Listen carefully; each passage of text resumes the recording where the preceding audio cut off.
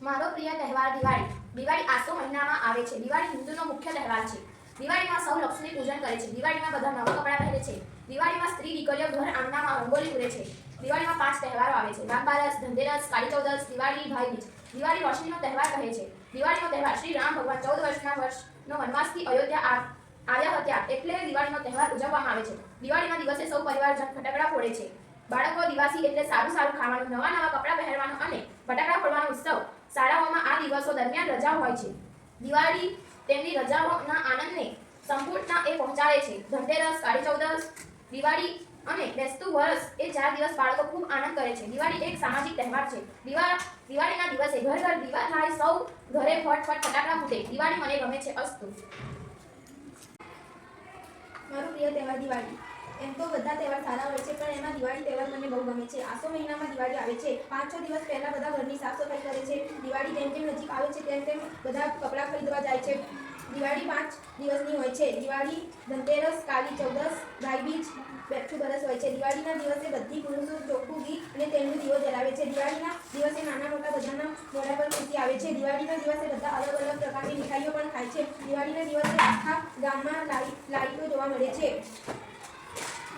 દિવાળીના દિવસે બધા અલગ પ્રકારના ફટાકડા લાવે છે. દિવાળી એક હિન્દુ ધર્મનો તહેવાર છે. દિવાળીના દિવસે આખા ગામમાં રોશની થઈ જાય છે. દિવાળીના દિવસે બધા છોકરા અલગ પ્રકારના બોમ્બ ફોડે છે. દિવાળીના દિવસે બધા બજાર ફરવા પણ જાય છે. દિવાળીના દિવસે બધા વાલા ભાઈ બહેનને મળવા પણ જાય છે. દિવાળીના દિવસે આખું બજાર ભરેલું હોય છે.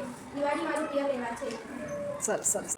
મારો પ્રિય તહેવાર દિવાળી. દિવાળી આસો મહિનામાં આવે છે. દિવાળીના દિવસે બધા મીઠાઈ, ફટાકડા અને નવા કપડાં ખરીદવા બજાર જાય છે. દિવાળીના દિવસે બધા ઘરની સાફ સફાઈ કરે છે. દિવાળી 5 દિવસની હોય છે. દિવાળી, ધનતેરસ, કાળી ચૌદસ, દિવાળી પછી બેઠું વરસ. દિવાળીના રાત્રે બધા જ ફટાકડા ફોડે છે. દિવાળીના દિવસે ચોખ્ખા ઘી અને તેલનો દીવો જલાવે છે. દિવાળીના દિવસે બધા ખુશ થઈ જાય છે અને બધા આનંદમાં આવી જાય છે. દિવાળીના દિવસે બધા ઘર પર સીરીજો અને લાઈટ લગાવે છે. દિવાળીના દિવસે બધા મોટા છોકરાઓ બોમ્બ ફોડે છે. દિવાળીના દિવસે ફોડવામાં આવે તેના નામ સુતલી બોમ્બ, ચકેલી, કોઠીઓ અને મોટા ફટાકડા ફોડે છે. દિવાળીના દિવસે આખું ગામ ચકાચક લાગે છે. દિવાળીના દિવસે બધા બહાર ફરવા પણ જાય છે. દિવાળીના દિવસે બધા મામા, કાકા, ફોઈના ઘેર પણ રહેવા માટે ઘેર જાય છે. દિવાળીના દિવસે બજારમાં ફરવા જાય છે. બજારમાં ખૂબ ભીડ હોય છે. દિવાળીના દિવસે બધા ખૂબ ખુશ લાગે છે. દિવાળી મારો પ્રિય તહેવાર છે. સરસ. દિવાળીના તહેવાર વિશે. દિવાળી તહેવાર આસો મહિનામાં આવે છે. દિવાળીમાં બધા નવા કપડાં પહેરે છે. દિવાળીમાં બધા મીઠાઈ પણ ખાય છે. દિવાળી તહેવારમાં ભગવાનની પૂજા કરવામાં આવે છે. દિવાળીમાં કપડાં, મીઠાઈ, ફટાકડા, દીવા, રંગોળીના કલર બધા ખરીદવા જાય છે. દિવાળીના તહેવારમાં ઘરના બહાર અને ઘરના અંદર રંગોળી બનાવવામાં આવે છે. દિવાળી તહેવાર હિન્દુ ધર્મનો મુખ્ય તહેવાર છે. દિવાળી તહેવારમાં બધા ફરવા પણ જાય છે. દિવાળી તહેવારમાં વહેલા ઉઠીને તૈયાર થઈને પૂજા કરે છે. દિવાળી તહેવારને દીપાવલી તહેવાર પણ કહેવામાં આવે છે. દિવાળીમાં બધા ઘરના અંદર અને ઘરના બહાર દીવા સળગાવે છે.